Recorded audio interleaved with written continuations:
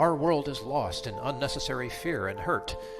Our systems seem scientifically engineered to make you small, powerless, and always waiting for the next great leader who will fix the problems around us.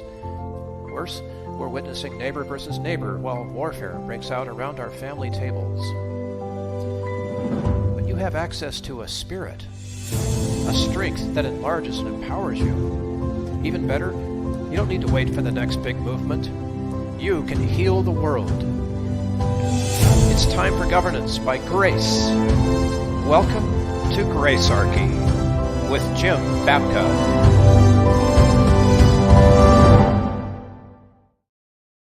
Well, it's episode 100, and what a journey this has been.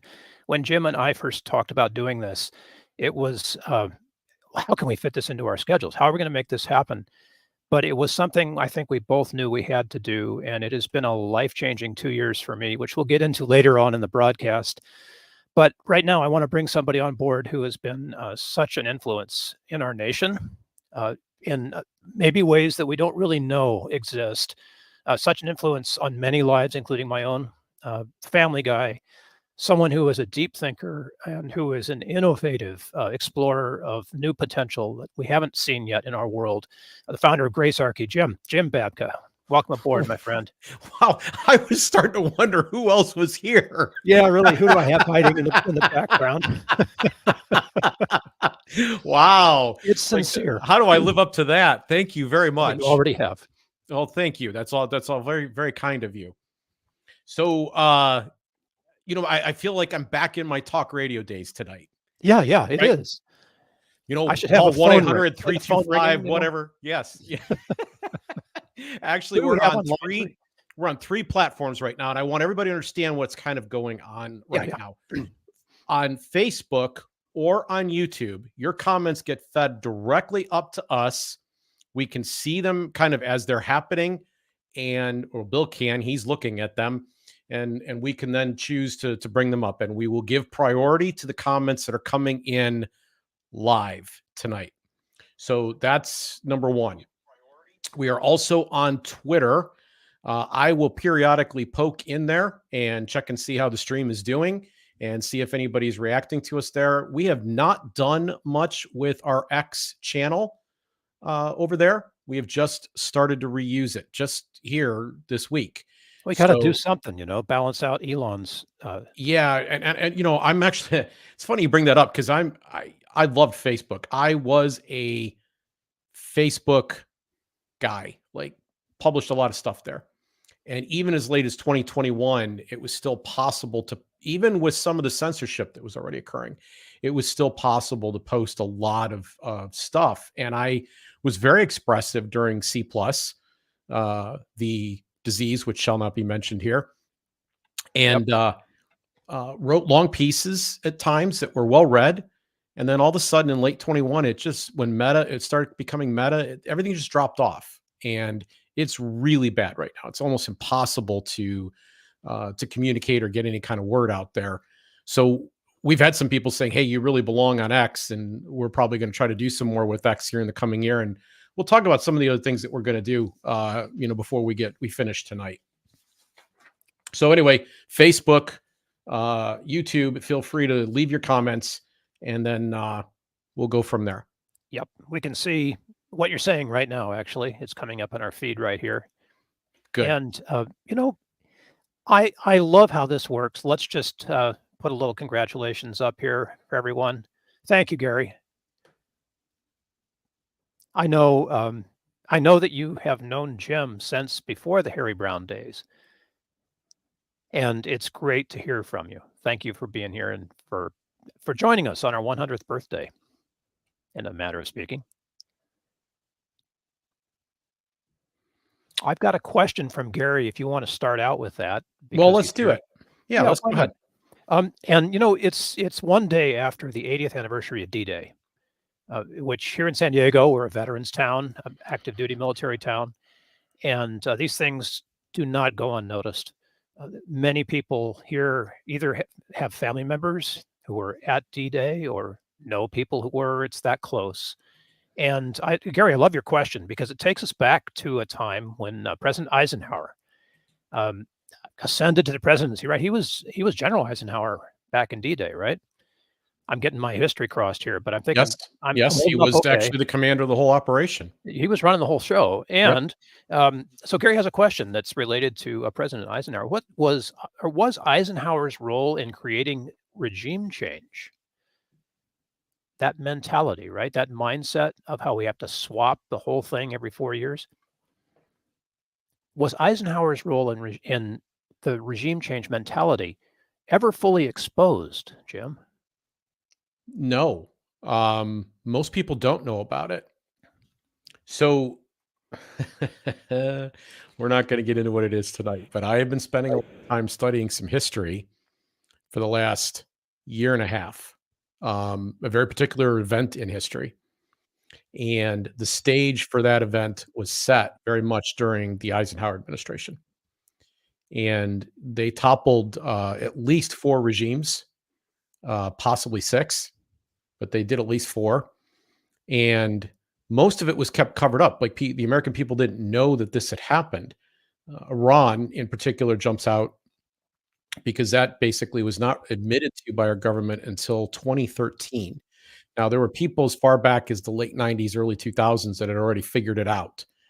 But at the time that our embassy was overrun in 1979 by students as part of the Islamic Revolution with the deposing of the Shah and the entry of the Ayatollah Khomeini, that event seemed like it was out of the blue to most Americans because we didn't actually know our history, but the Iranian people did.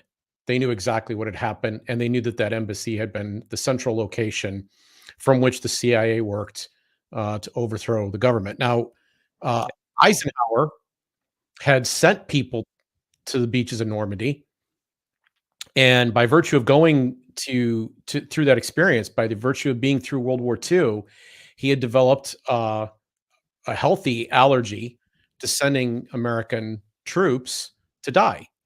And so in the 1950s, this seemed like a cheap and easy and convenient way. It was low cost. It was limited in casualty. You could manage foreign policy by getting rid of the people that you didn't like, and then we could make the world a better place. Unfortunately, almost all these places that our government has interfered with and toppled, we've subsequently seen them go through very difficult times where they can't quite get their own fortunes correct. Their own culture sags, their economy sags, civil war maybe comes to them. And it's because we interrupted their evolution, their development, by not allowing them to go through the leadership that we didn't like and emerge through the other end, more developed and better off. And yes, wartruth.org is a collection basically of all the work that Parrott Willis and I did over the years that was anti-war in nature, anti-U.S. intervention. So we cover a lot of those issues. Now, that particular series does not have much about Eisenhower and what he did. Someday, perhaps, Perry will have time to get to that because he's written some really great installments. And he's one of the people we've had on the show. Twice we've gone through material that's there because it's that important. We've also did an episode on Truth About War, which was our specific attempt to stop the second Iraq war, the one that was designed to depose Saddam Hussein, from happening. So there was knowledge and presence, but I like what you said because this is new to me, that it was based on not sacrificing any more innocent lives.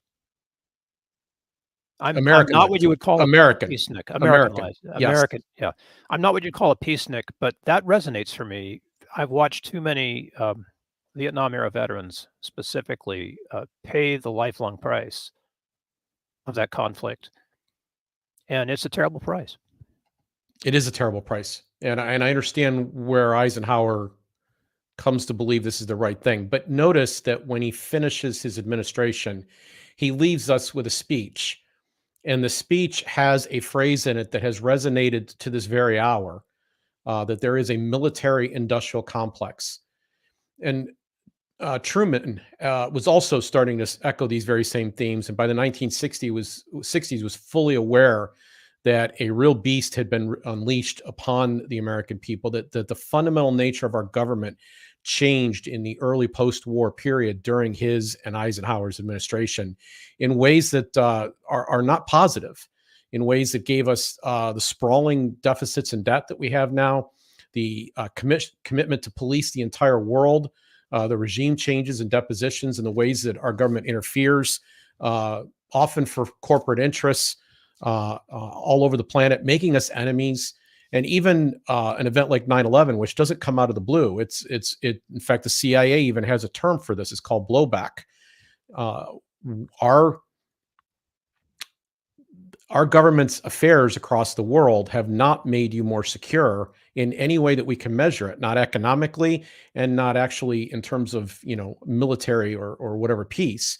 And there's a moral blight because literally millions of people have died at the hands of this. We are at the end of the day an empire, and the decision to be an empire was made coming out of World War II for reasons that seemed very right at the time. But we've learned some things, and I would hope that if Eisenhower would have time to, lived on and continued to observe these things, he would have said, we probably shouldn't have done these regime changes either. I mean, like I said, Iran, there's several of them, but Iran stands out to me personally. I've learned a ton from doing this show. And one of the things that's been really important for me is to be able to get under the hood this way. So what the work that you have done, the work that Perry's done, to bring the factual aspects of these things, American wars since what, shall we say 1812, to light, has really been an important way. And it's not revisionist history. People, if you're thinking this is revisionist history, it's actual fact.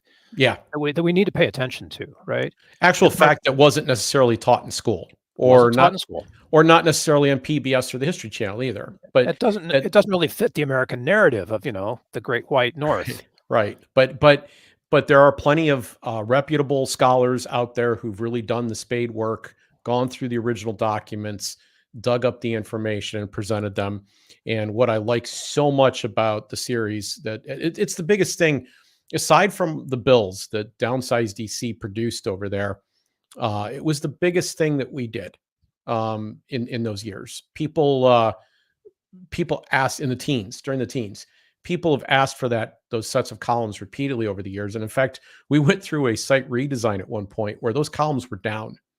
And we got a couple of upset messages because people were looking for them. Bring them back. Yeah, bring them back. So that's why we've covered it twice in this show.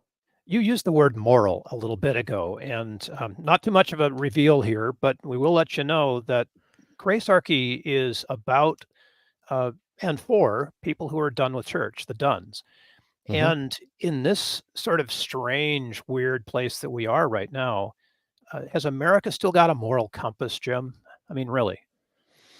Well, I tend to think that people are the ones that are going to have a moral compass. A nation can't. A nation's an abstraction. It's the people. And, I've got this phrase I wrote down a couple of weeks ago. It's sitting on my desk. I may do something with this as an episode at some future point. But in the Bible, it says, take up your cross and follow me.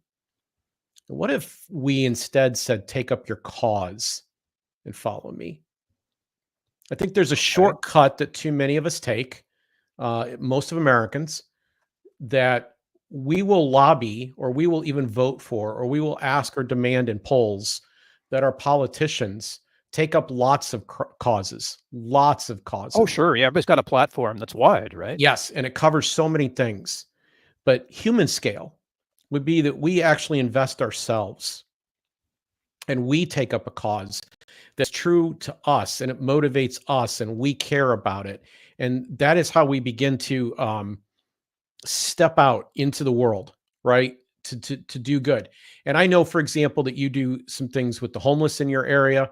Yep. You've been helping some veterans. You consult and help them navigate the red tape.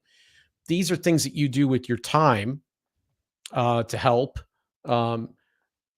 Those are moral actions.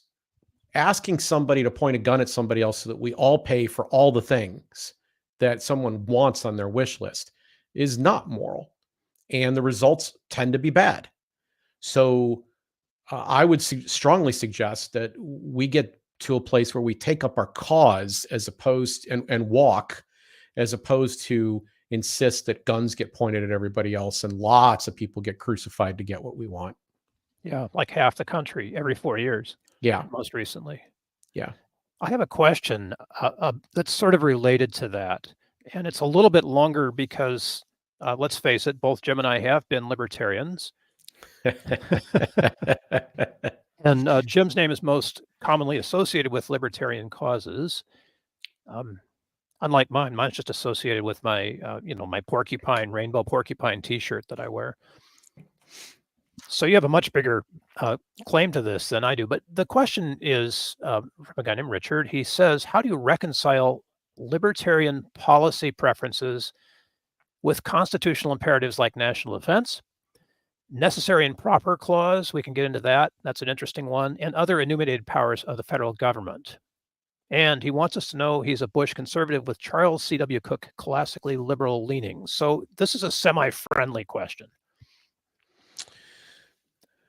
Oh, well, I hope this answer is accepted in semi-friendly fashion because so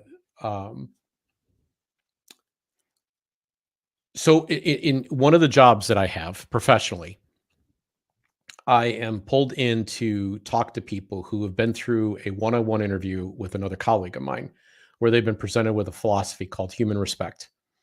And in that conversation, I'm in the follow-up conversation.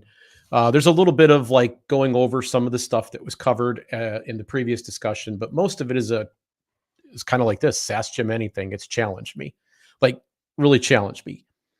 And if someone's having a hard time asking any good questions, I say, well, what's your favorite government program? I mean, what do you think that we absolutely, completely, really need? And I will show you that we don't need it. It's a pretty broad challenge, right, Bill? I mean, that's big. Oh, heck yeah. These constitutional powers, they're enumerated. Yes. And we don't need them. Including national defense? This is, yeah. So good. Is that the one you want to go with here? Is that what we're doing with this question? I mean, people understand that. The enumerated powers, I mean, we can get into the weeds on this stuff, but let's start with national defense because that's how kind of libertarians get their comeuppance on that all the time. So national defense means that we need to be protected from invasion. Is that right? I agree. Okay. So right now what we do is we send out a national offense that goes out hither and yon, and occasionally they find that they're being called upon to kill people and break things in various places, or to sit as advisors or weapons providers or deliverers so that other people can kill people and break things. And that is what passes for most of what we have as national defense. The Pentagon, properly considered, if you understand what it really is, and none other than Colonel John Boyd, creator of the OODA loop. Yep. Thank you, by the way, for see another learning experience. It's a terribly written book, but it's a fascinating story. Oh man, that book is actually if you felt that it was badly written, I just have to say there's so much in it that it's still worth it. It's just, the book is just really incredibly thick. It's Robert Coram we're referring to, by the way, is the author of that book. It's just called Boyd. It changed the way we discharge war. Yes. But so this is a man who worked inside the Pentagon, and essentially he and his acolytes were able to basically help us understand that it's the world's largest purchasing department. And it's run by generals who are looking at their next job in retirement, who will join one of the companies that supplies the Pentagon inevitably, or maybe they'll even be consultants on CNN or something when this is over. And they'll double deal as they do this. They'll make even more money when they leave. And this is our defense system. This is our defense system. Now, we're in a nation where we are bound on two sides by water. We have done a decent job, even though we've offended a lot of other people, of getting along with our neighbors to the north and south, direct north and south for the most part. We don't have a lot to be worried about in terms of being invaded or have anything going on. And as if that's not enough, there are 400 million plus firearms in this country. And a lot of veterans that know how to use them, and a lot of people who are not veterans who know how to use their weapons. And I don't know that it's a good proposition that for someone to come here and attack us. This isn't Europe. We're not in the same situation that they are. I'm not going to say that there is never a case where a more organized military might be called for, but it certainly isn't the need that we have. So nobody's launching a D-Day against us on the West Coast or the East Coast. Yes. Yes. And that's, it's a fair argument that we're more about offense than we are defense. Yes. Yes. And it costs us an awful lot of money. So at the very minimum, we should be able to agree that we are going to dramatically reduce its size. A lot. Like a lot. Could we get by with a like the IDF does, where you have a 2-year service conscription right out of high school, and then you're cut loose?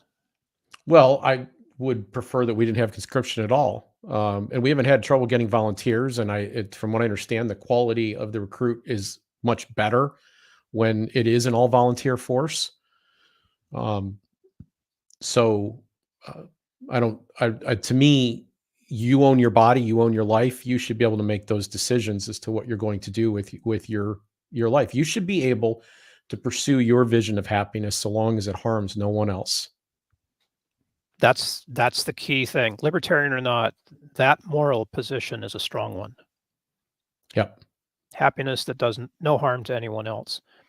And I see Gary still corresponding with us, and he said we can survive without bases in every country, and that's exactly right. We could survive without bases in all these countries. We really don't. It's not necessary.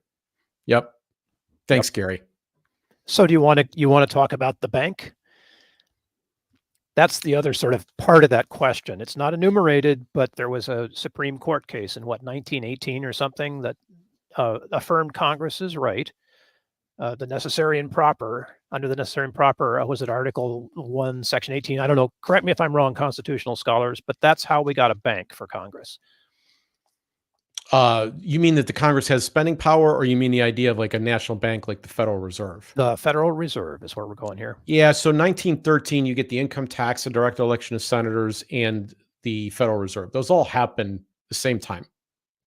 And 4 years later, we're in World War I. And the income tax that was originally proposed was only supposed to apply to the very rich, but that changed pretty quickly.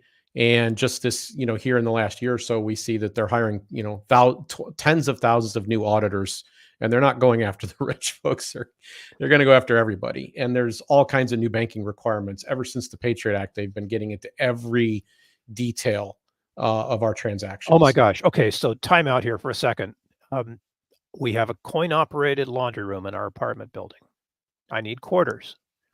During COVID, the banks put a limit on the number of rolls of quarters you could buy at one time. And I thought, okay, well, I get that, that money's not serving, whatever. I mean, it's okay. So same bank, go back to the same bank for my 2 rolls of quarters, right? I'm sorry, Mr. Protzman, you have to have an account with us before we can sell you 2 rolls of quarters. I have a $20 bill in my hand and I want 2 rolls of quarters that they won't sell me without an account, Jim. Because somebody somewhere wants to know that Bill Protzman bought $20 of quarters on a certain date and a certain time at a certain place. What is up with this? So I open an account. I mean, long story short, what am I going to do? I need quarters, right? I have clean clothes.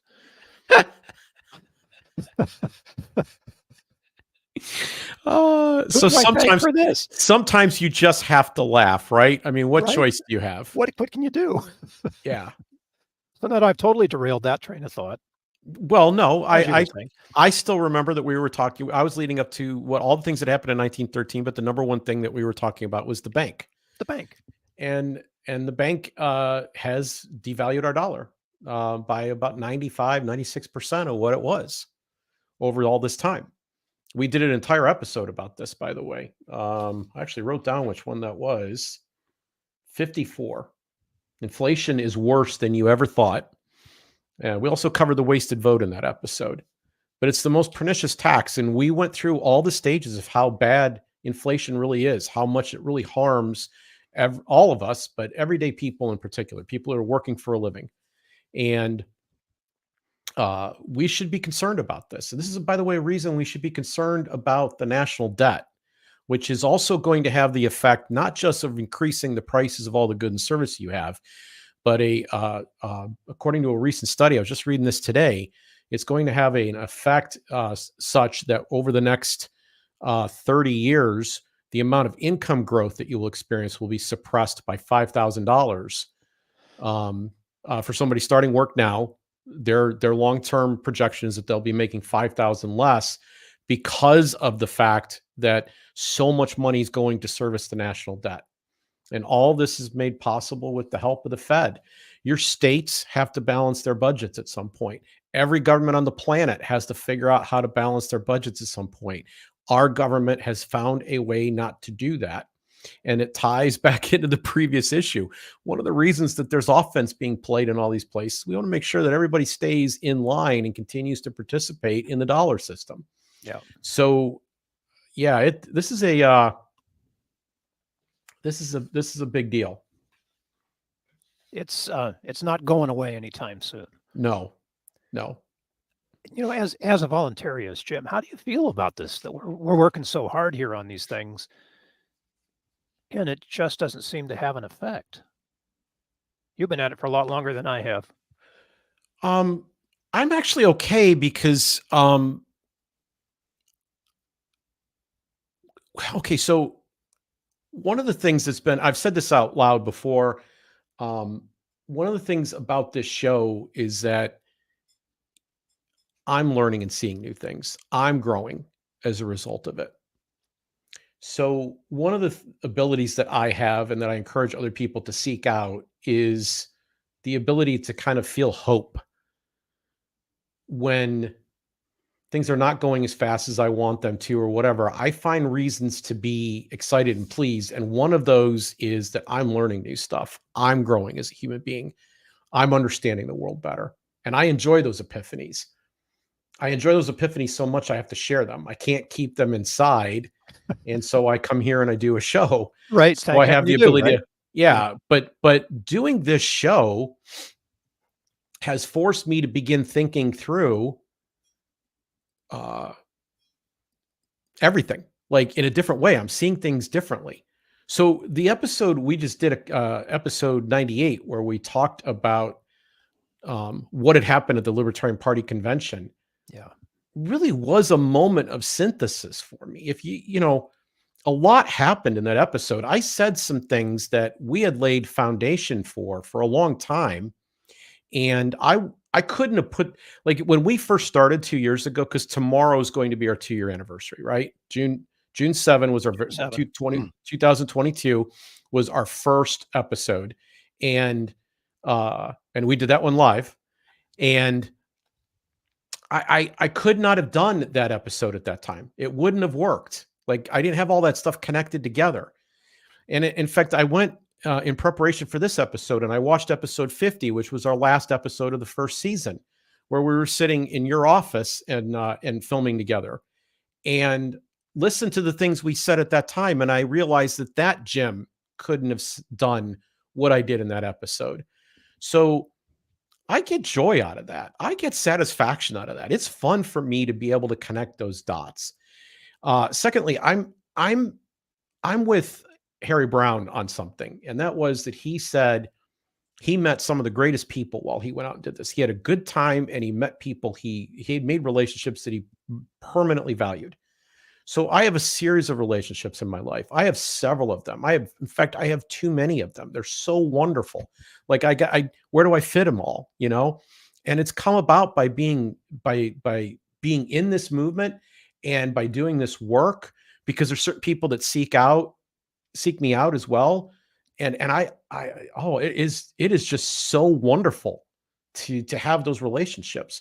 So I rejoice in well-doing. I enjoy this work, and I enjoy working with you, Bill. You're one of those relationships. Thank you. We have a couple of those other relationships queued up here. One of them was the subject of a friendly bet. You want to tee that clip up for us? Yeah. Well, you know, we've had some fun along the way, and this year, this was one of the more fun moments. So We did a show about the fact that just a few weeks ago, about the fact that Donald Trump was coming to the Libertarian Party convention. We had 2 former national directors come on the show from the Libertarian Party and join us. And Dan Fishman was one of them, and he was pretty convinced that a serious plot was afoot. And I have this thing I like to do. So, and I've done this with a couple of people over the years. If someone thinks that something really bad is going to happen, they're making kind of a conspiratorial prediction, I will ask them to bet on it. And the bet is symbolic, but the idea is that if you can get someone to quantify a specific thing that can be measured by a specific time, right? Which, by the way, a lot of people who start evoking some kind of conspiracy won't do, because they don't really know it, or they don't really know if they believe it. So they start to backpedal a little bit. And we talked about this in the 3 conspiracy episodes that we did this season. But sometimes they will. And it's a real learning experience for all involved. Because when they make these claims, you say, wait a minute, do you really believe this? So that's what happened here in this clip with Dan. This is fun. He's going to be on the floor at the convention, right? He was there. Yes. He was there. So the convention happened and he was there. Yes. I'll tell you what happened with Dan after this is over. Here we go. There's enough people in the Mises caucus that don't associate. I know people in the Mises caucus that would not vote for Trump on a bet, right? Exactly. No, they would do the same thing that you did, where they would say, well, I've got some ethical considerations here that I can't, that's not something I can do. Right. But I mean, it's kind of like being Cassandra in that, for 4 years, people have been saying, well, at least for 2 years, people have been saying, this is the plan. This is the plan. I'm aware that they've been saying it. And I'm saying Donald Trump himself specifically if every single thing is in place for this to happen, he's there, he's physically there, and he's been put on the ballot by Mises caucus people. And then they say, we're going to either A, give him the nomination. Somehow they're going to figure out how to do that instead of Michael Rechtenwald, or B, they're going to break off and start supporting him. And I'm talking about the people who are leading this caucus, the people who are leading in the various states. Yeah. Then you might actually have a valid case. I think that there's a 50% chance that Trump does better than Rechtenwald on the ballot. I don't think he can beat. You're a betting man. Would you bet it? 50%? Absolutely. $20 right here says that Trump finishes higher than Rechtenwald. I'll take your bet. All right. Right here on the air, I'll take your bet. Okay. Okay. There we go. Let it be noted. Yes, duly noted. I want to be clear. Now I'm going to nominate Trump, and stump for him. Yeah. Anything for $20. Wait a minute. $20 changes your ethics. That's he won't do anything, just about anything to get Ross Ulbricht a pardon, but he'll do anything for $20. Sorry for the cackle, folks.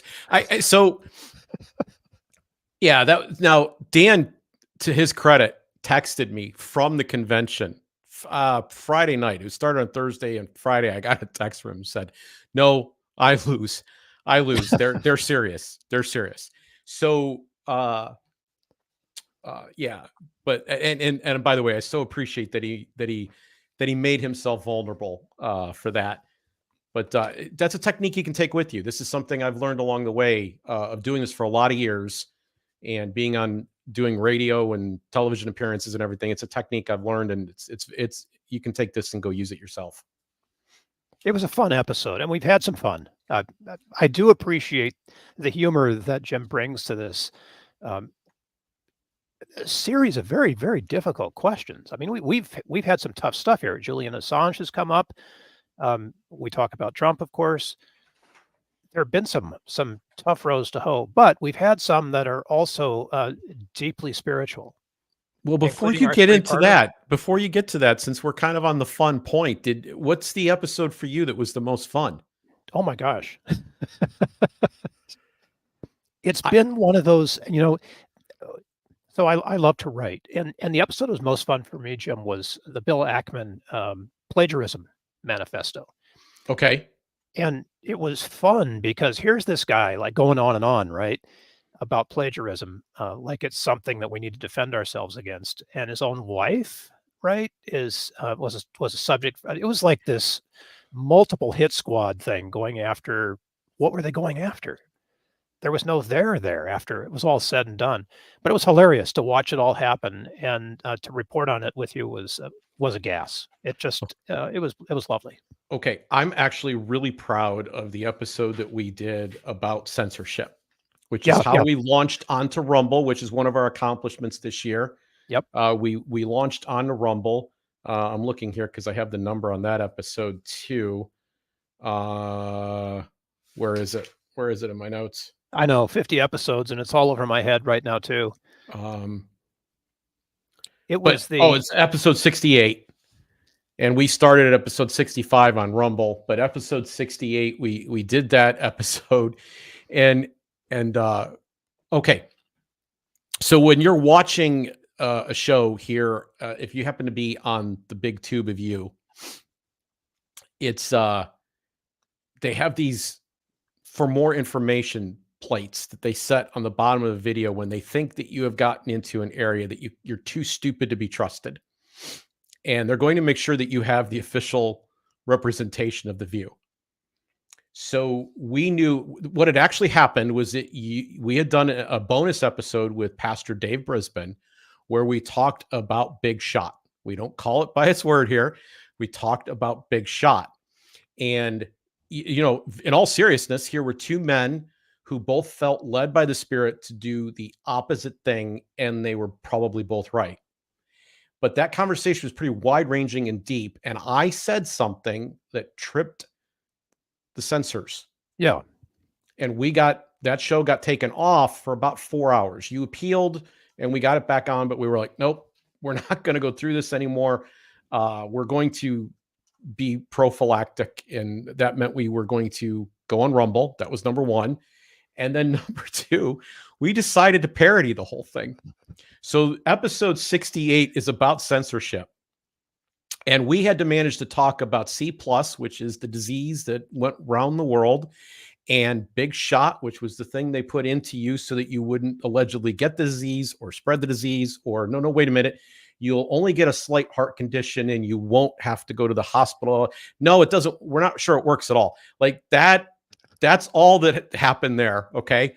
And we went through all of it. We used a whole bunch of other words too. Al Gore's rhythm. Because the whole thing's based on Al Gore's rhythm. That's how they know, right, which words are being used. They've got a little, transcript they're making, and they're deciding to. We did such a good job that to this day, the more information plate has never shown up. And we had fun with that. I'm so proud of what we did there. But we were cutting up even while we were doing the whole thing. It was tough. Yeah. It was hard to keep those words in all up. Fairness, yeah. I've had to go back through and whistle out some stuff where we've said something we shouldn't have, I have to just to make sure that it doesn't, because the tube of you is our biggest audience. It's the place where all the people are. And I don't want to be taken off of it. It's not something I'm going to beat my chest and be proud that I've been censored. I don't want that to happen. So we're going to try to find ways to talk to people. And, they do those Turing tests online to see if there's real human beings. I believe that real human beings are a lot smarter than machines. And I will keep placing that bet for as long as I possibly can. And doing things like that. But I mean, you and I were laughing out loud while we were doing it. We were having a great time with that. So you mentioned Dave. Yes. For folks who haven't been watching this, I haven't counted it up in terms of hours of broadcast time, but we spent a lot of time, Jim, on Grace this year. A lot of time with Dave, with Baxter Kruger, with Jerry Bowyer. Mm-hmm. And we've really put down some content here. I know it's a terrible word to use, but it's a flag on the sand for those of us who are dones and looking for something better. Yeah, and this is part of where I think I've gotten better, and it's kind of hard to go through and kind of trace all of it. But you brought up the two names that I most want to focus on. So the series that we did with Dave, that was a lot of fun for me too, because we did those in person. Last May, we came out and recorded that. And it took us 2 months, 2.5 months almost to get those out. Like, oh yeah, this is before AI. We didn't have AI voice manipulation then. Oh man, it was brutal. We'd had well, we did actually use some AI to improve or take out some sound. Yeah. We did that in the back of his church, and there was construction, a garbage truck. There was a whole bunch of things that went on, and then we had a multi-camera setup, and one of our cameras failed on us. And it was folks, I want you to know that the fact that those episodes got out required something like 25, 30 hours worth of work out of Bill just to get those episodes out the door, they were already made. Like, you think that what we do is just come on and flip on this thing. That's 25, 30 hours worth of work to get those 3 episodes out. So I'm grateful to you that you put in all that time and effort for it. Bill's not really getting paid. I mean, he gets a tiny, tiny amount for every one of these episodes we do. I just, full disclosure, but we're not meeting the federal labor laws here. We could be turned in at any second for the amount of time that Bill's is volunteering, frankly, to make sure that these episodes get out the door and handling all the technical stuff. I'm really grateful to you. Sitting there with Dave in that space was different than the way we normally do this. And it was cool to be sitting there with a real dude talking about real stuff. And I know he felt the same way. I know that he was like, we got to do this again. And we will. We're going to bring Dave back. It's not the last you've seen of Dave. Lord willing, he will be back with us. Baxter Kruger. I have been watching Baxter Kruger online for at least a decade and probably closer to 13 years, somewhere in that range. And more as time's gone by.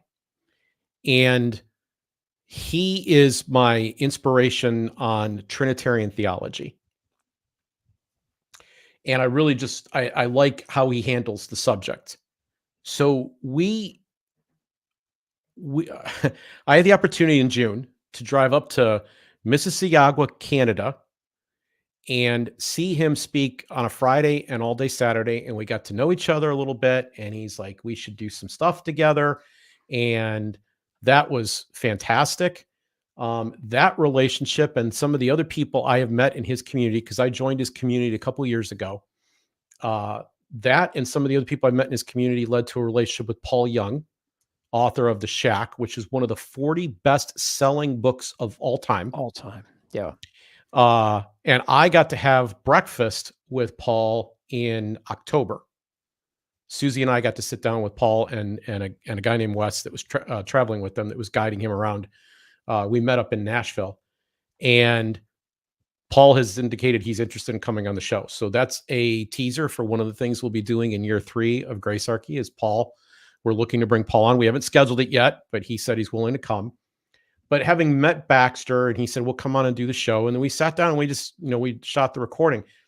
I'm bothered to this day when I watch those recordings because we had a glitch in my system and we didn't know what it was. And it turned out that there's a mic on the forward camera in front of me that took over, and we couldn't figure out what was wrong with my sound on that. I'm still bothered about it to this day. But here's why I've dwelt on that subject so long. Those episodes are epic. And the third episode that we did with Baxter, that we called The Scarlet Thread of Redemption, we went through the history of the theology that he was talking about, person by person. So pretty much nobody's done that with him before. There's a lot of content with Baxter online. No one has done that. We are unique in that. And the other thing I will say is, I get a report. If you are doing YouTube, you get analytics that are sent to you, and you get to see what's happening. And when you go into your analytics dashboard, one of the things they give you by default is a report of what shows are getting the most views, the 3 shows that are getting the most views in the last 48 hours. Baxter Kruger's first show is always on that list ever since we did it last July. Yeah. And they put it on their channel too, which is, I believe, I can't think of the name of his channel now. At any rate, the total view count on all video sources right now is over 8,400 views. If you look down through the list of all the views that we have, no other episode comes close to that. So I am I'm super grateful that he came on and did that show, and I'm amazed that every day when I go and look at that we're still rolling with that. I'm also really pleased because our number one audience that we have promoted this to up to this point has been the Zero Aggression Project people, and they didn't sign up to get anything that was what you would say in old-fashioned sense religious. Right. And nobody's written me an angry message in all this time. Nobody has come to me and said, what the heck is this thing that you're doing? I didn't sign up for this. Some have probably gone away quietly. I'm not going to say, the number on the list has gone down a little bit. But no one, I'm so grateful to the Zero Aggression Project supporters. No one has said this is a waste of time and money. So if I could just take a moment to say thank you to all of them, because I believe, as I explained in episode 98, that libertarianism means that you stop using coercion. Period. That's what it means. We're going to use persuasion to get things done. We're going to use voluntary methods to achieve the social goods and to solve the problems that are in front of us. But everybody brings their own meaning. And I would like to see a lot more people who are professing believers join us in this effort, because it is harmonious. It is 100% consistent with the gospel as it's presented, with the life of Christ and the message that he gave. God is love. The golden rule is the golden rule. The great commandments are to love God, love your neighbor as yourself. There is so much content about your neighbor there. And so we're trying to bring those sensibilities together. We're trying to create a harmony of these things. That's a reach to both sides. I'll be very honest. I hope that the message we're presenting is attractive to non-believers, but I really am trying. My whole career in life has been about finding more people like us. I really want to find more libertarians in the Christian camp. We are at an interesting place in the history of Christianity right now that I didn't really recognize when we began this, Jim. But Baxter and Dave and others we've had, Paul Young's book, The Shack, are sort of helping people to see that Christianity isn't quite done yet, right? We've missed a lot of it since the Schofield Bible days. And there's even going back to Augustine, this has been a problem all along. Like, if you go back to the Greeks. It's a serious issue. But you said it, great commandment. Yeah. Right. And that's where it's going. And here we are. I mean, we've chronicled some of this, the decline and fall of the evangelical empire, where we talked about Ralph Reed and what's happening with that, and Rick Warren's debacle at the Southern Baptist Convention, which everybody could see coming. These are not signs of a pagan America, people. These are signs of a change. Yeah. There's a sea change happening. So COVID happened, and like 10 to 15% of the people that were attending church beforehand stopped. Yeah, just stopped. Overdone. And these are old wineskins in a lot of cases. They're not good anymore. And so I don't think that people have become less spiritual. In fact, I think the opposite has happened. I don't think people have become less believers. I recognize what the Pew polls are saying.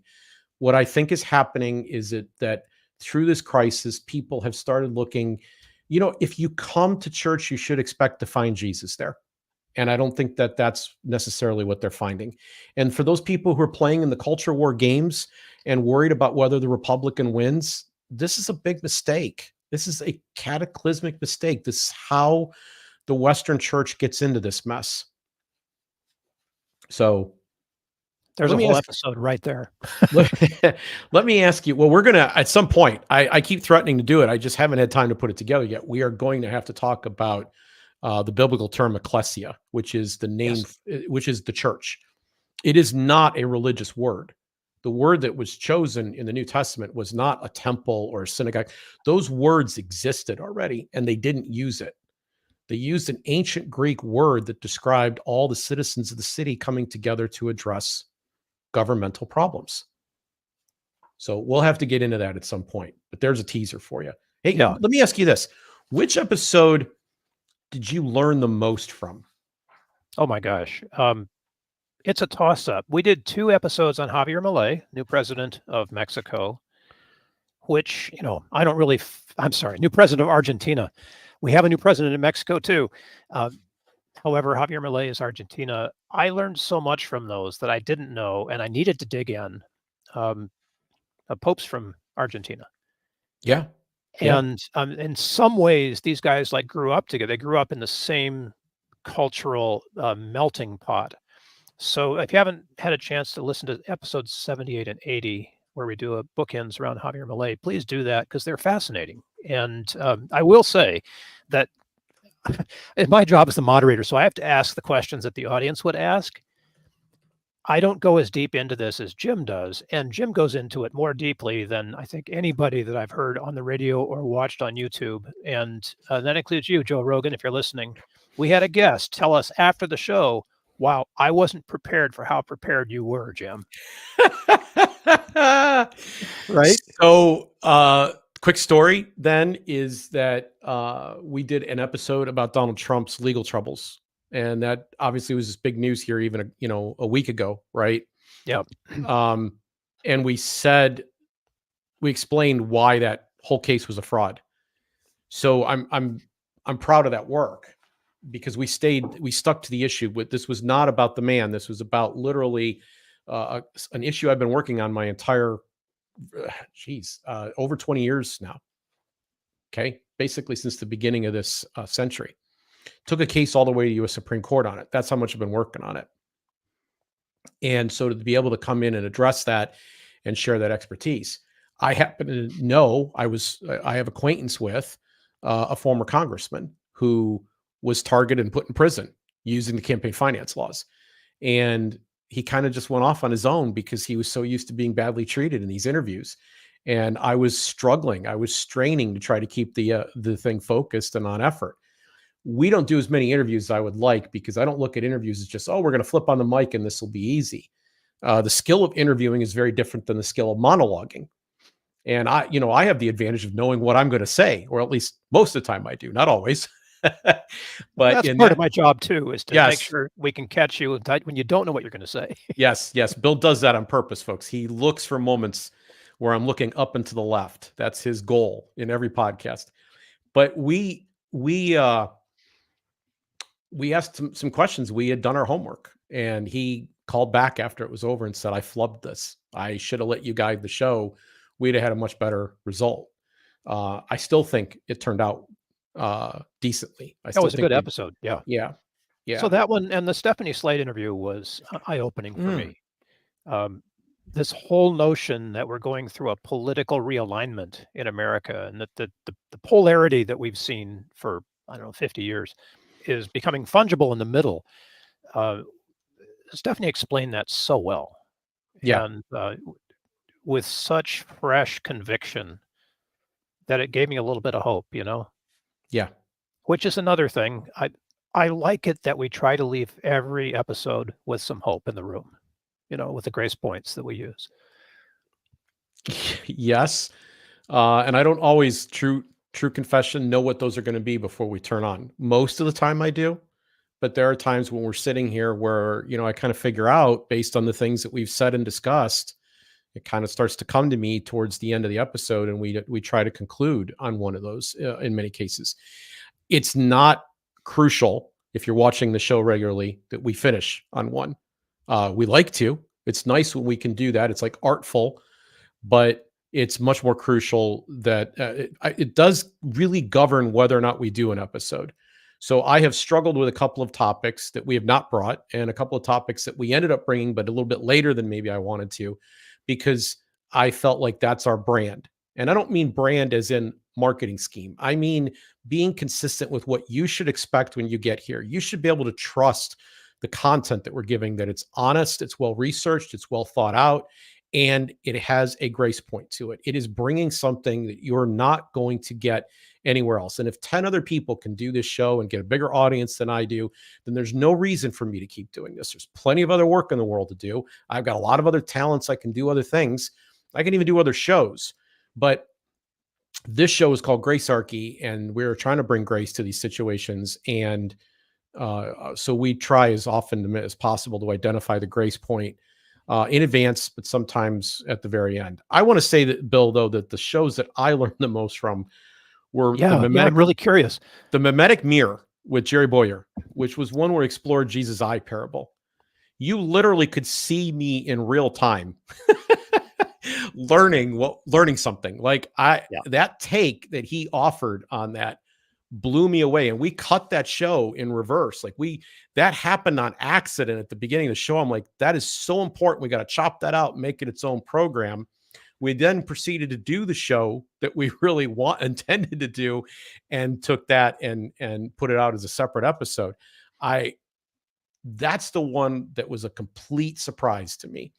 And I am amazed. Even as recently as today, I saw somebody else giving a Girardian analysis using the eye.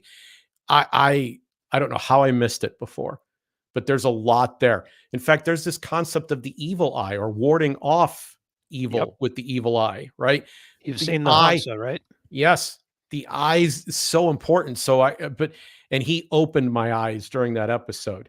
The other one that I learned from is I had a chance to switch roles with you. I even put on a black shirt for the job. Oh, that's and we did an episode on musimorphic. Right. And I had friends, people who are listening to the show, 2 people in particular who listen to a lot of the shows. They'll recognize who they are. Who's like, man, that music thing, that really touched me. You know, one of them said, I really understand now why music matters so much to me. You did a valuable thing. And for people that don't know, your side business is musimorphic. Go ahead and give a plug real quick for it. Oh, sure. It's a music mindset is what I like to say. Okay. All about using music for self-care. Yes, you really can, much more than exercise or relaxation. There's so much to it, as you know, and as folks who've heard this episode you're referring to know. It's such a beautiful way to take charge mentally, emotionally, physically, and spiritually, and bring it all together into a life that you want. So I have become increasingly convicted, and you and I have had this conversation off to the sides, you know, so sometimes before we record or after we record, we have some conversations.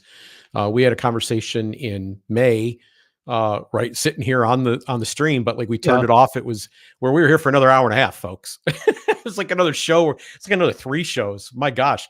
But I told you that I have increasing conviction. It's very similar to things I was saying about take up your cause earlier. Mm-hmm. That the world is being through force, through aggression. The world is in coercion. People are not able to express their happiness. They're not able to achieve harmony. They're not able to have the level of prosperity that they should have. And the combination of these things means that they're depressed, or they're down below where they actually should be. So if you took the coercion, if you took the aggression out, they would automatically come up to another level. Right? Exactly. Right? Okay. Yeah. But that's not where it stops. Where if they once that happens, there's a second gear that kicks into place, because now they're actually able to fully actualize. Yes. And the more fully they actualize, the more they make the world better for everyone around them. Yes. They innovate and create, whether it's art or technology. They work, they produce, they enjoy the value of that. They give, they share, they erect charitable works. There's just so much that they end up doing because they're able to start to actualize. And so this vision isn't small, and it's not unimportant. The study of economics, for example, it's human action. It's not small and unimportant. It's not just dollars and cents. It's much more than that. It's people being able to be the best they can be in a way that makes the world better for everyone around them. Starts right there at home and then starts to move out from them. And that right there at home part is so important. Think about how many people have been carrying generational traumas and then handing those traumas down to their kids. We can reverse some of that if we can begin to identify the role of ending coercion first, which is a very libertarian message, but then the meaning of grace that's added on top of it, where we attempt to understand one another. We go beyond tolerance to really attempting to recognize the humanity of another person and understand them. So music is a modality or a method that you're teaching people that works in some ways like some pharmaceuticals products do, that works in some ways like some bonding exercises that people do, meditation and so forth. It's another modality to really achieve greater levels of satisfaction and happiness. We'll probably be doing some more on that during the coming season as well. I love the ethos you're talking about here, because if Gracearchy can become a tool to empower people to actualize, I think we're doing our job. I think that's one of the things we want to do. I really do. We've talked about some of the big political issues, and it's the place I spend a lot of my time. But I think we have to get more into the, living a better life. The kind of, as one person observed or called it, delivering the world one improved unit. Right? Yes. Yes. I want to talk about some of our accomplishments, if I could, before we sign off tonight. Yeah, please. You and I were meeting face-to-face last year for our anniversary. This is the first live show that we've done since episode 31. And it's the first one we've been able to do where we're able to have a chat and people can interact with us. Now, we're not getting the audience that we need to justify being able to do this yet. I want to be clear. You want this to be a little more dynamic and robust. The people who have shown up tonight, I'm extremely grateful to you for having been here and for commenting. Thank you very, very much. But we are putting new tools into place. We will have the ability to start scheduling events, RSVPing to these events, creating a real dialogue on specific topics along the way. This is a new feature. This is brand new. So this is the last accomplishment to finish off our year 2 that we are now able to do this. And we will be doing it even bigger. We will have the ability to be in more places, and we will have the ability for some of you to join us in live stream. That's coming in the next year. I already mentioned we added Rumble. That was another, right? We had already added the podcasting platforms, but we now added Rumble. And are we gonna go to Apple Audio this year? We need to get that done. You and I need to sit down and get that finished. It's a technical detail we gotta get over the hump of. But we got to get that done. It's been on our to-do list for a very long time, folks. I know. We introduced, so I had a goal. I wanted to do 52 episodes. We fell short. We did 50. We did 50 in 52 weeks. And this was despite the fact that I did not sleep in my own bed due to business travel and vacation time for more than 70 days last year. More than 70 nights I was not in my own bed. That was it was hard, especially when I was in Tennessee, Arkansas, and then Dallas for an entire month. Yep. And we did episodes. We did a couple episodes that have appeared here, including the one that I consider our most important ever, which was episode, I believe it was 88. We didn't release it at the time I was traveling. It took us months to get it out. But it was the Rene Girard, the founding of religion and state, our most important episode of all the ones I've referenced tonight. If I want to send you back to one or say it's the most important we've done, that's the one. And it took us time to realize that it was the one. I initially wasn't sure we had done the right thing, but I recorded that while we were traveling. So we managed to get 50 episodes done, which is exactly what we did in year 1. So we've done 100 episodes in 2 years. But we added a new feature this year. We added Instant Grace, which were shorts that we did. These are, averaging 6-minute videos where we just turn on the mic and I just start talking real quick and share 1 or 2 thoughts about a current subject in the news. And we ended up doing 14 of those. 14 of those episodes. So that's a brand new thing. We also spun some shows into 1-minute clips, and we got some of those too. We'll be doing some more of that in the coming year. So one of the things that you find when you go and do this, and we've had some people ask even for transcripts, and it's folks, everything requires everything. And what I mean is you start something and it's like, well, now you got to do this. Oh yeah. Okay. All right. And then you got to do that. Okay. All right. Yeah. And then you got to do the other thing. And it's a lot of that. And we haven't been able to do all the things we need to do. If you are interested in volunteering and helping us with some of these things, we would probably say yes, because we have a hard time. It adds to my stress. My full-time job involves me being involved in 5 projects, all of which have budgets ranging from $150,000 to over $1 million. And that's what my full-time job is. And then I still do a little bit of Downsize DC and this show. and I have a family, and I teach a Tai Chi class, and Bill's got a business, and he's out helping homeless people and veterans, and so it it just adds up, and it's hard to get to that point. So we want to do more, but we did that. We did 2 outside interviews that we published on the site too. We called it Grace in Your Studio this past year. Oh, right. Yes. I already have done the first one. It's coming out in a couple of weeks. I'll be returning for a full hour on the Libertarian Christian podcast. It's already been recorded. I say something really shocking in that interview. So we will post that when it comes live. And I'm already being asked to come on a couple more podcasts that we hope to schedule over the course of the summer. But we will increase the number of instant graces and the number of interviews, but we are going to decrease. We are not shooting for 50 of these full episodes this coming year. And there's a reason for that. We have we had to rebuild the Zero Aggression Project website. That was something that had to be done this past year.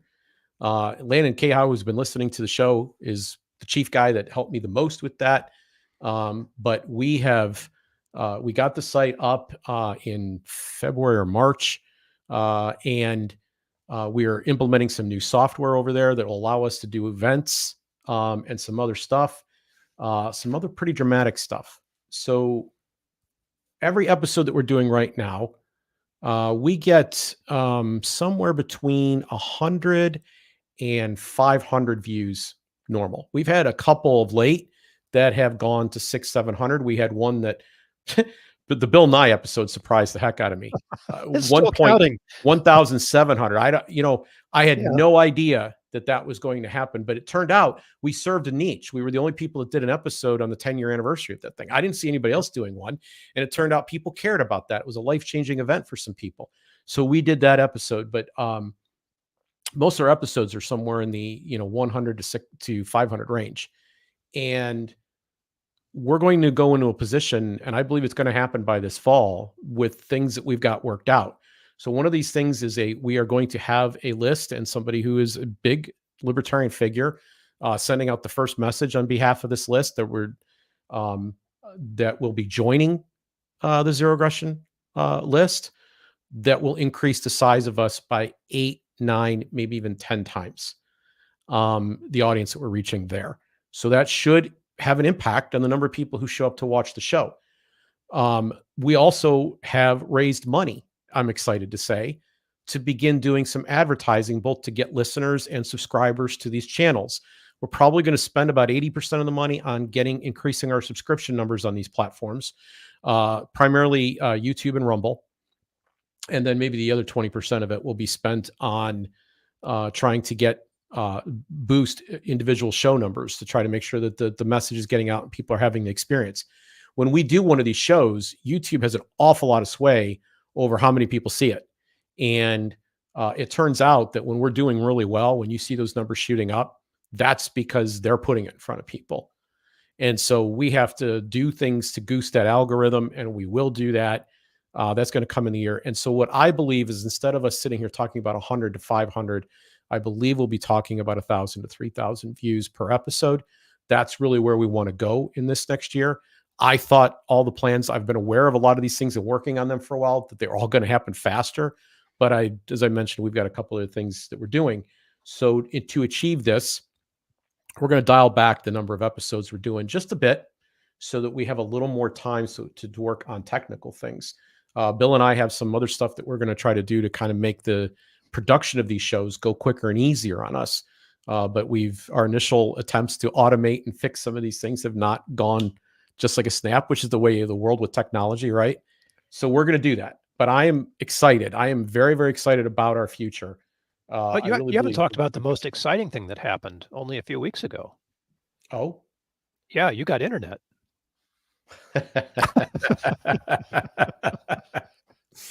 Okay, so I just want to say, and I want to do a shout out to Randy Garbin too, who also works at way below market rate. I mean, way below. We don't even pay his 1 hour rate for him to produce these thumbnails that have helped us. We've gotten better in the algorithm with these thumbnails, and so there's expenses that go into doing this. I mean, in order to have the show, there's expenses. So the streaming platform that we have here that makes it possible for it to go out, we pay for that. We have somebody who donates the platform that we send out the podcast versions that go out to Spotify and Pandora and iHeart. That we actually have a PR firm that donates that a platform to us to be able to help propagate that. But that would be another expense that we would have to bear. None of this stuff is free, but internet is necessary too. And I was on 10-year-old internet for most of our history, and then until about 4 weeks ago, it's 5 weeks ago now. So basically, we've recorded, I think, 3 episodes since then. Yeah. I was hazy and grainy, and sometimes we couldn't get it to stay on, and it just was whatever. Well, we've got some blazing fast internet now. We're fiber on this end, and so we're able to make sure now that we have a much better picture to go along with audio that we have attempted to try to improve, with the exception of those Baxter episodes, with audio that we've improved over the course of the time that we've been here. If you're doing a podcast, if you decide you want to do something like this, my advice is focus on the audio first. People will stick with a bad picture longer than they will stick with bad audio. And if you don't believe me, screw up your audio on a phone call and see how long the call lasts, right? Audio is what matters the most in these settings, and then video follows. We were able to make that investment too. And that's in part because of some other the other work that my son and I both do for some other projects. One of which one key one I don't happen to work on, that we're going to be introducing to you in the next month or so. So it's, we're making investments in the show. I just want you to know that as the funds are available to do it, and as we are able to keep incrementally improving, we are making the investments in this show. And I'm grateful to everyone who has supported us. We couldn't do this without the help of the Zero Aggression Project. So please visit zeroaggressionproject.org, sign up and donate if you're seeing this for the first time. This show is not the norm. We've been kind of reminiscing, going down memory lane here tonight. But that's the vehicle that allows us kind of business-wise to be able to do the steps that we're doing. I think it's time for some lemonade, Jim. Okay. I'm not sure who I'm going to have it with, because everybody that's around me kind of thinks the same way that I do. So I've got to find somebody who doesn't, and take my lemonade bucket and a couple of glasses with some ice, maybe out onto the street, just see who I can track down. This is Freudenfreud for people who don't know. It's the opposite of how you felt when the 34 felony counts were adjudicated last week. Yeah. And it's an important thing. It is an important thing. Freudenfreud is.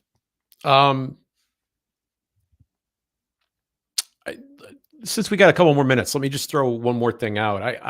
There are some episodes. I made a list of some episodes that I thought were overlooked or underwatched. Oh yeah, please do. No, and I say this because you can't predict who is going to come and watch the show. You put a topic together, and then sometimes some of the topics we have picked because we knew that they had a better chance of getting audience, but we did some others along the way where we didn't necessarily know. And episode 89, how capitalism optimizes redistribution of wealth, literally was one of these conversations that Bill and I have offline. It was not a planned show, but he turned on the camera and we recorded. He asked me a question and I answered it with the camera running. It's a short show. We made a mistake that we won't repeat again on how we let that thing kind of release. It accidentally released for about an hour, a week before it was due. And Al Gore's rhythm took over and crushed the viewership of it. Yep. And I hate that happened. I have sent that show to people. Like, I don't send all my shows to everybody, right? But there's times I'm like, it's like this, and I'll send them a link. And this is a link I have sent to more than one people. So that's episode 89, how capitalism optimizes redistribution of wealth. We did Truth About War right after that, episode 90, a 21-year analysis. That did not get the audience it deserved. that was a review of history. And those that don't know history are doomed to repeat it. And we explained how we knew the history. We knew what was going to happen, how we were able to predict at the time. So that's another one I felt. And then Bootleggers and Baptists, episode 70. Yeah, I like that one too. Bootleggers and Baptists is a real good heuristic tool for being able to look at what's going on in a situation. It gives you a question set to ask yourself about what's happening in politics. Something that won't be covered by CNN or Fox or MSNBC, won't even be covered by most of the shows on YouTube. So we're going to need to use that heuristic a bit more, Bill, so we can refer back to and drive people to that episode, because we took Bootleggers and Baptists. That's a concept by economist Bruce Yandel. And we kind of unpacked it in a new way so that people could use it on a lot of different issues. Was that 70, Jim? That was episode 70, yes. That was the Strange Bedfellows thumbnail. Yep. You have to go look at that. Yep. That's one of the more fun ones. I love that Randy Garbin did that one for us. That's most of what I wanted to say tonight. I did ask you to grab one more clip. Yes. And I'd like to run that clip because it points back to what I consider to be the most important episode we did, not just this year, but in the history of the show. It's the one that has to do with the philosophy that really is underneath the show, the anthropology that's underneath the show, which has to do with Rene Girard. So go ahead and play that clip if you would, please. So you say, wait a minute, Jim, I'm seeing a pattern here. Don't people get together in churches and drink from a cup of blood? Yep. Are they recreating a sacrifice too? Yes, they are. But the meaning of it is entirely different. The scripture makes clear that if you say that my brother is a fool, that I've already committed murder against him in my heart, I should settle my differences with him. I should come to the altar completely blameless. I am not blaming anyone for my problems. I am not in rivalry with anyone. I am not calling my brother a fool. I have no murder in my heart. But if I do, and I'm having a hard time putting it aside, then who I should crucify, the person I should choose to blame, is God himself. God said, I will take this blame. You come deal with me. Stop picking on him. Have the fight with me instead. And guess what? I already paid. It's over. Sacrifice ends. In that story, the veil gets torn. The sacrifice is symbolizing that sacrifice has come to an end. This is supposed to be the sacrifice of sacrifices, the final one, the most innocent, most blameless lamb possible. There's no way. And you know what? Jesus isn't to blame for what you did. The other side isn't to blame. Like, if you're going to go and say, wait a minute, I'm going to pick my bone with God now, right? Who's innocent. That's what that cup represents. This is the point, Bill, where you and I, if we had a difference, we can come back together again. That's episode 88. So it's the one I would most drive people back to, but I think there's a lot of good material. We've built a body of work, and I'm grateful to you, brother, for helping make it possible. Couldn't do it without you. I mean, obviously. I wouldn't have been able to do it without you either. And this is, we talked about this in episode 20 in our first season when we couldn't believe we'd actually already done 20 of these things. Yeah. We were oh so young then, right? Oh, so young.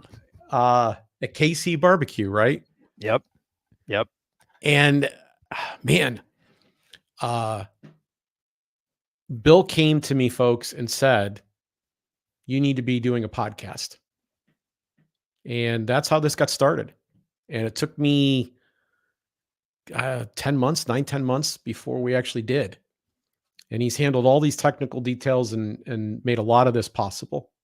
I'm really, really grateful of all the people that I could possibly be grateful to. I'm most grateful to Bill Protzman for helping to do this. And I will tell you that the guy that you see on the show is the guy that you would meet behind the scenes. He's kind and considerate.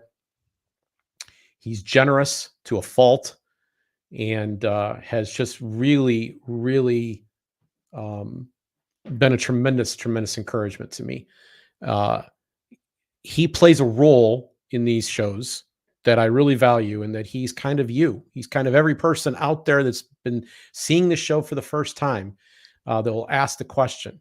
And every time he's doing that, he's making himself a little vulnerable, because as we spend more and more time together, I think he knows what I'm going to say or where I'm going to go a lot of the time. We've developed a real rapport that I'm also very grateful for. But he puts himself out there and helps make that, bring some really great moments into this show.